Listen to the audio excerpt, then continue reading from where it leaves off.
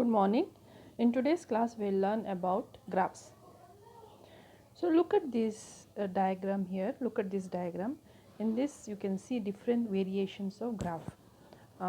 First is the linear structure, and the second is a tree, and third is a graph.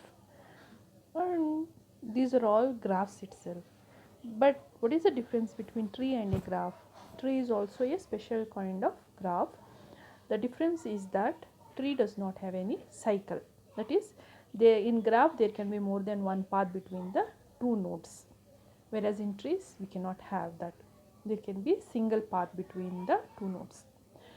Many real world problems can be modeled by using graphs. For example, finding the fastest routes for a mass transportation system. Answer to the question, that is, what is the shortest driving route from city A to city B? And you can see here, this is the road map. This is the road map, and this road map is represented on the basis of the graph, corresponding graphs. So these are all the uses of the graph. So now, what is the graph?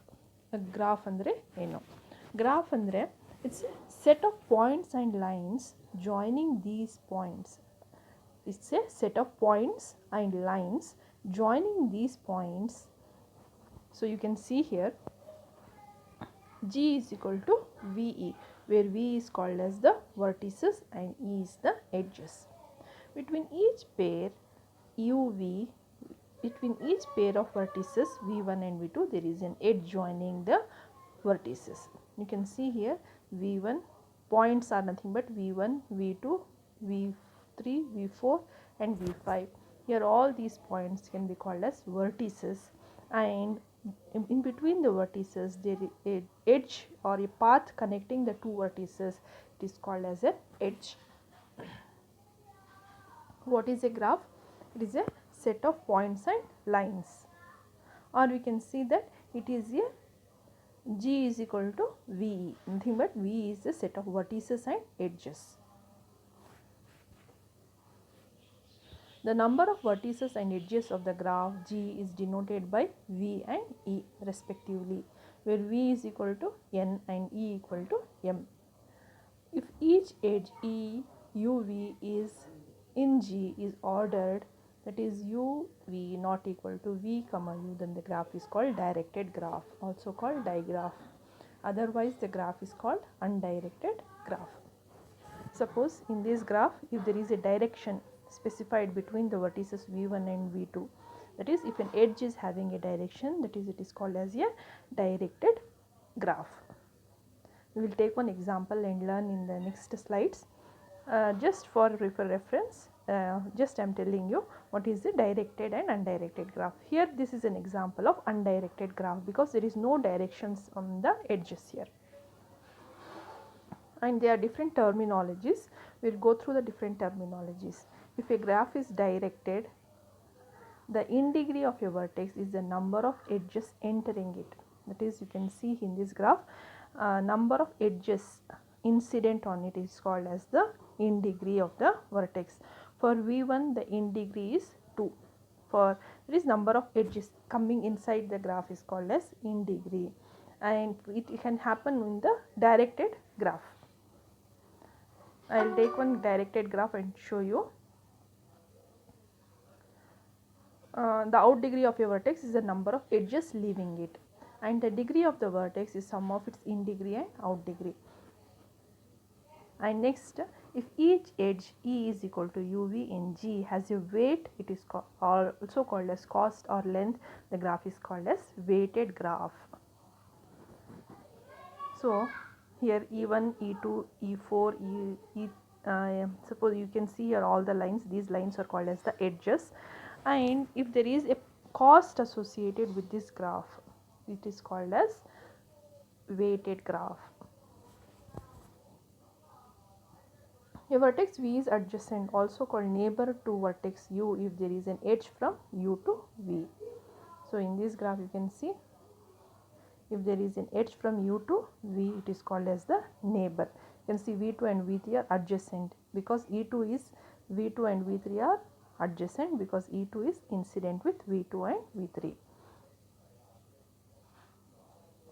Path in a graph is the sequence of vertices connected by edges. We will learn about all this by taking some examples.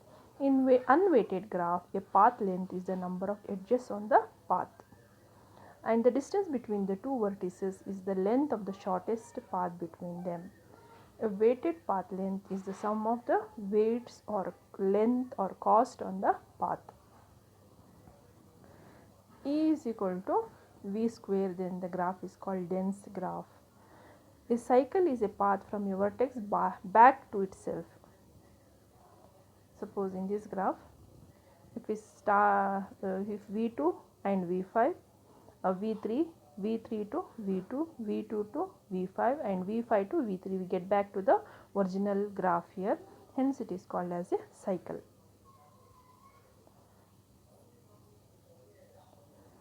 A graph with no cycles is called as acyclic graph.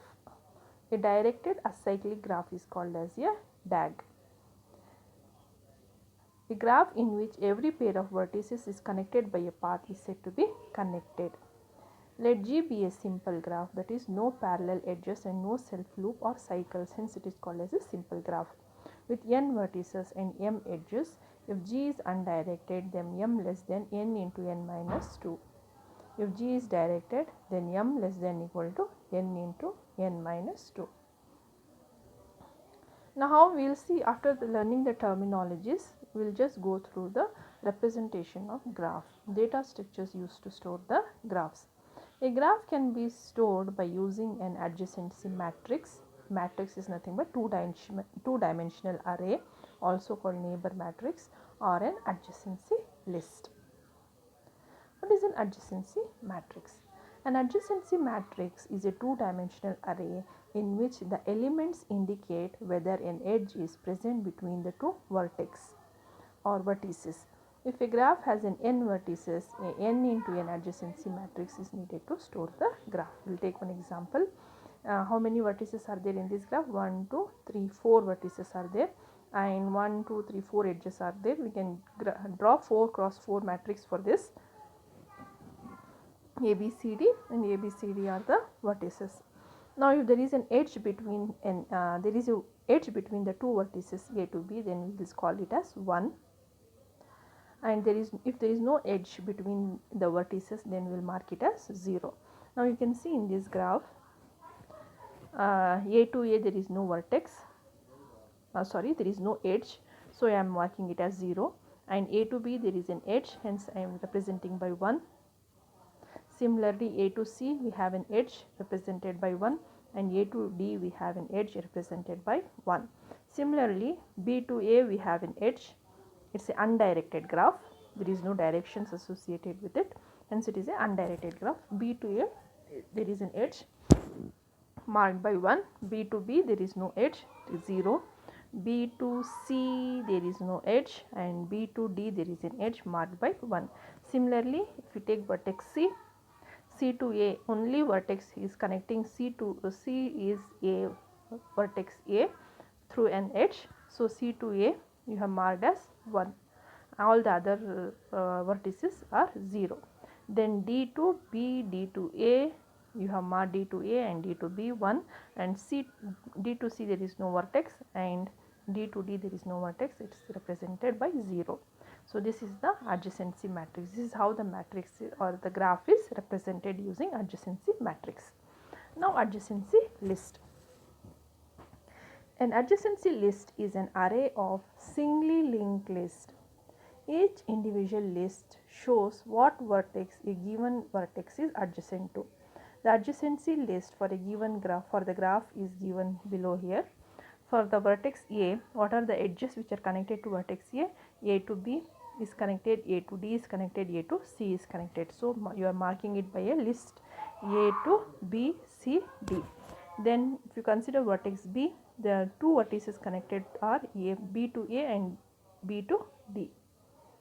Similarly, C to A, and from there are no other vertices connected through A vertex A, hence only vertex connected is A. Then from D you have the vertex connected are B, D to B, D to A, D to A, A to D to B. So this is the adjacency list representation for this given matrix. There are two ways by which the graphs can be represented. One is the adjacency matrix and the other is the adjacency list. So you can see here also a representation of graph.